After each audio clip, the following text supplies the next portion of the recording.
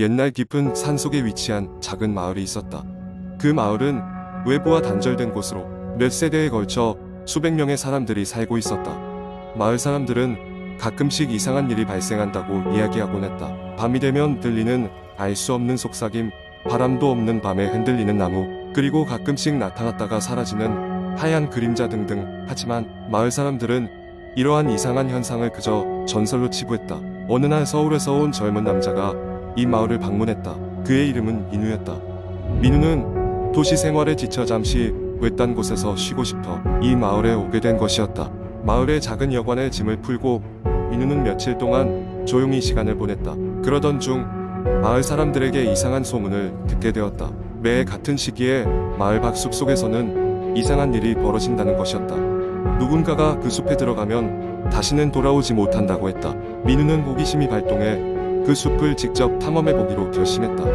그는 마을 사람들의 경고를 무시한 채 어두워지기 전 숲으로 들어갔다. 처음에는 평화롭고 고요했다. 새들의 지저귀임과 바람에 흔들리는 나뭇잎 소리가 들렸지만 시간이 지날수록 숲은 기묘한 정적에 휩싸여갔다. 조금씩 해가 기울면서 숲은 억눌린 듯한 무거운 공기로 가득 찼다.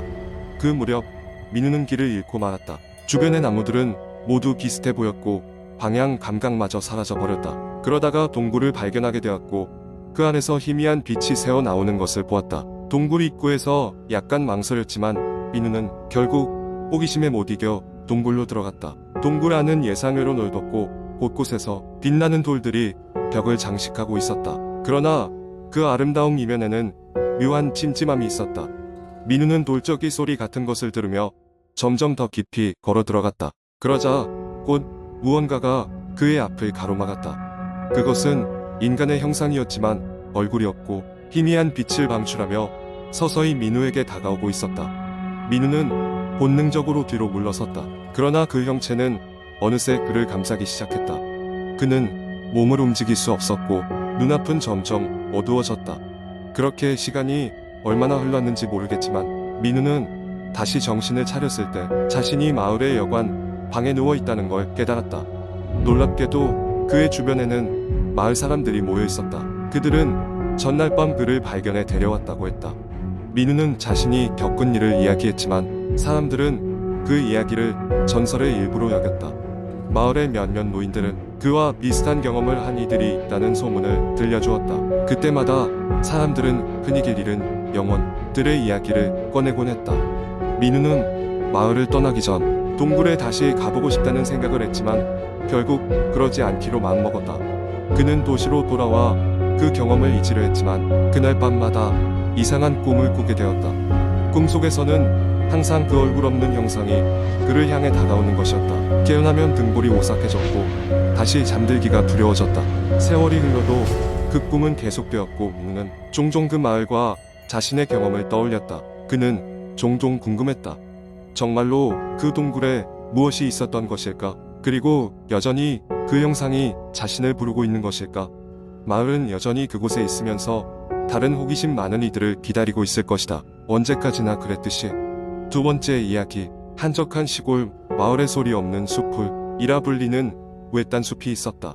이 숲은 이름처럼 유난히도 조용한 곳으로 새들의 지저귀임도 바람에 나뭇잎이 흔들리는 소리조차 없었다. 마을 사람들은 이 숲을 두려워했고 해가 진 후에는 결코 그곳에 발을 들이지 않았다. 그러던 어느 날 도시에서 온 젊은 사진작가 지훈이 이 마을을 방문했다. 그는 외로움을 피하고 싶어 이런 외진 곳에 오게 되었고 자연의 아름다움을 카메라에 담기 위해 소문난 소리 없는 숲으로 들어갔다. 그곳에 들어선 지훈은 이상한 기운을 느꼈지만 대수롭지 않게 여겼다. 그저 도시에서는 느낄 수 없는 고요함일 뿐이라고 생각했다.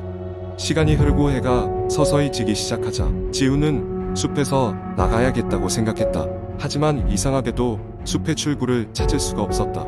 분명히 자기가 들어온 방향으로 계속 걸어갔으나 길은 점점 낯설어졌고 숲은 끝이 없어 보였다.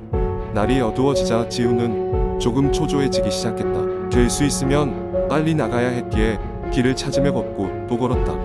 하지만 숲은 그를 내보낼 생각이 없는 듯 보였다. 그러던 중 지훈은 숲 깊숙한 곳에서 멀리 희미한 불빛이 새어나오는 것을 발견했다. 다급한 마음의 지훈은 그 불빛으로 했다. 그곳에는 낡은 오두막이 있었고 그 오두막의 창문을 통해 은은한 불빛이 새어나오고 있었다. 지우는 잠시 망설였으나 숲에 더 머물기에 두려워 오두막 문을 두드렸다.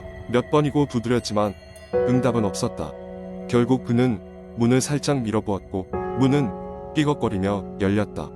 오두막 안은 생각보다 넓었고 벽에는 각종 오래된 사진과 그림이 걸려 있었다.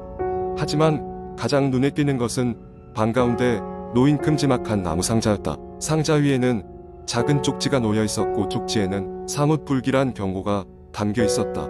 열지 말 것 절대로. 지우는 경고를 무시하고 상자를 열기로 결심했다. 상자를 열자 안에는 오래된 나무 인형 하나가 놓여 있었다. 인형은 무척 섬세하게 잘 만들어져 있었고 어쩐지 그를 응시하는 듯한 눈동자를 가지고 있었다. 순간 지우는 강한 오한을 느꼈고 인형에서 눈을 뗄 수 없었다. 그 순간 갑자기 오두막의 불빛이 꺼지고 지우는 사면이 깜깜해지는 것을 느꼈다.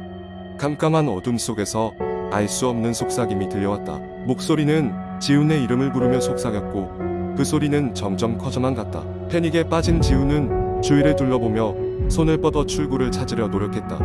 하지만 그 순간 차가운 손길이 그의 어깨를 잡았고 너무 놀란 지훈은 그만 기절하고 말았다. 다음날 아침 마을 사람들은 숲 근처에서 쓰러져 있는 지훈을 발견했다. 그는 무척이나 놀라고 지친 모습이었다. 마을 사람들에게 구조된 지훈은 숲에서 있었던 일을 털어놓았지만 아무도 그의 말을 믿지 않았다. 단지 숲에 홀린 것이라며 안쓰럽게 여길 뿐이었다. 지훈은 여전히 그날의 기억으로 인해 잠을 이룰 수 없었고 이상한 꿈에 시달렸다. 하지만 지훈이 떠난 후 마을에서는 이상한 소문이 돌기 시작했다. 그날 이후로 숲 근처에서 정체 모를 속삭임이 들린다고, 그리고 밤이 되면 누군가 지훈을 부르는 소리가 숲 저편에서 들려온다고 했다. 마을 사람들은 다시 그 숲을 두려워하기 시작했고 누군가는 그 숲이 오래전 잊혀진 과거에 크게 악행을 저지른 이들이 저주로 묶인 장소라고 믿었다. 결국 소리 없는 숲골, 은사람들의 경고 속에 더 깊게 감춰지게 되었고 지훈이 경험한 공포는 숲의 또 하나의 미스터리가 되어버렸다. 그 숲을 지나쳐 다시는 돌아올 수 없는 이들처럼. 세 번째 이야기. 한국 인터넷에는 다양한 공포 이야기가 전해져 오며 그 중에서도 사람들의 흥미를 끄는 긴 공포 썰은 흔히 공포 체험이나 목격담 형식으로 많이 전해집니다. 이러한 이야기는 대개 일상적인 환경에서 미묘한 공포를 체험하는 형식으로 진행됩니다. 제가 경험했던 일은 지금도 생생하게 기억에 남아 있습니다. 이 이야기를 들려주는 것만으로도 그때의 공포가 떠올라 온몸에 소름이 돋곤 합니다. 그날은 바람이 세차게 불던 겨울밤이었습니다. 고등학생이었던 저는 늦게까지 학원을 마치고 집으로 돌아가는 길이었죠.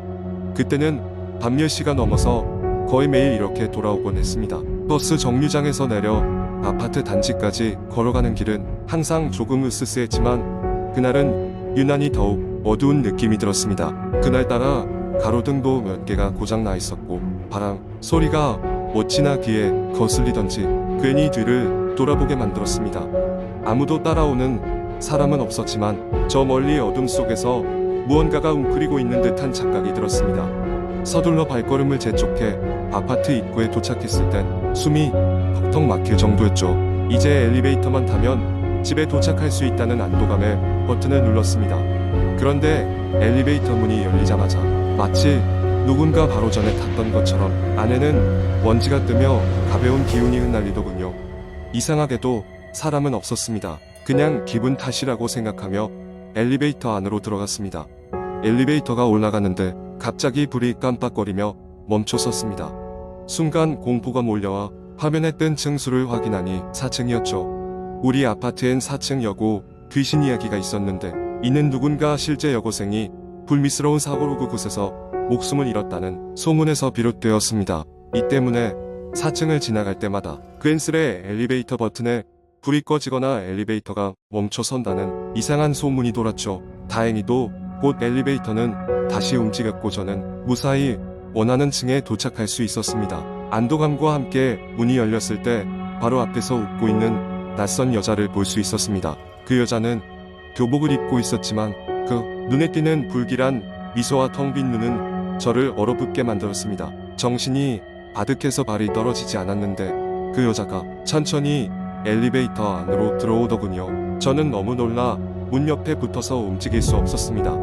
갑자기 엘리베이터 문이 이내 다시 닫히고 저는 뒤도 돌아보지 않고 밖으로 나갔습니다. 엘리베이터는 그대로 아무 일 없다는 듯이 내려갔습니다. 집에 도착해서 별일 아니라고 안심하려 했지만 여전히 심장이 두근거리고 머리엔 그 여자의 모습이 생생했습니다. 다음 날 아침 어젯밤 경험이 신경 쓰였던 저는 아파트 관리 사무소에 들러 엘리베이터 CCTV를 확인할 수 있는지 물어보았습니다. 매니저는 이상하다는 듯이 고개를 갸우뚱하며 어젯밤 문제는 없었는데 별 이상 없었습니다 라고 답했죠. 그리고 화면을 확인해보니 어찌된 일인지 분명히 사람이 있어야 할 그 영상에는 공포에 질려 홀로 서 있는 제 모습뿐이었습니다. 그 여자의 모습은 찾을 수 없었습니다. 그때 깨달았습니다. 내가 보았던 존재는 귀신이었을지도 모른다는 사실을. 아직도 그 엘리베이터에 타기 위해 버튼을 누르면 왠지 모를 소름이 끼치지만 이 사건은 몇 년이 지난 지금도 잊을 수 없는 무서운 기억으로 남아 있습니다.